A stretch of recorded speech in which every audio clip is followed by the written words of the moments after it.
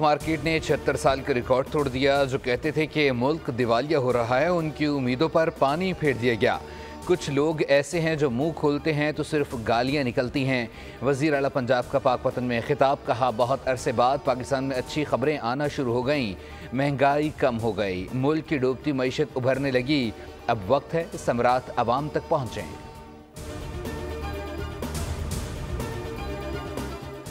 घरेलू सार्फिन के लिए बिजली 4 रुपये तक सस्ती हो चुकी है। कीमत 10 से 12 रुपये कम कर सकते हैं, लेकिन ख्वाहिश है 50 रुपये कम की जाए।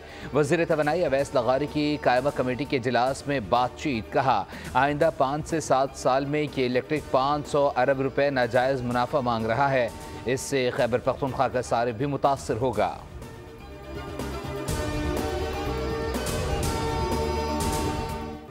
और 9 मई मुकदमे में शामुल कुरैशी और दीगर मुल्जिमान पर फर्द जुर्म आयद। मुल्जिमान का सहते जुर्म से इनकार।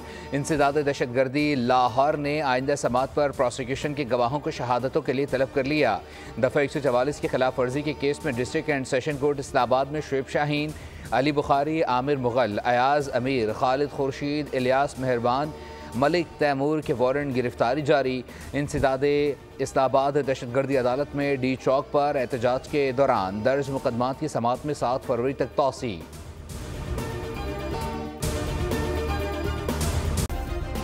सब्सक्राइब करें और बेल दबाएं ताकि कोई खबर रह न जाए।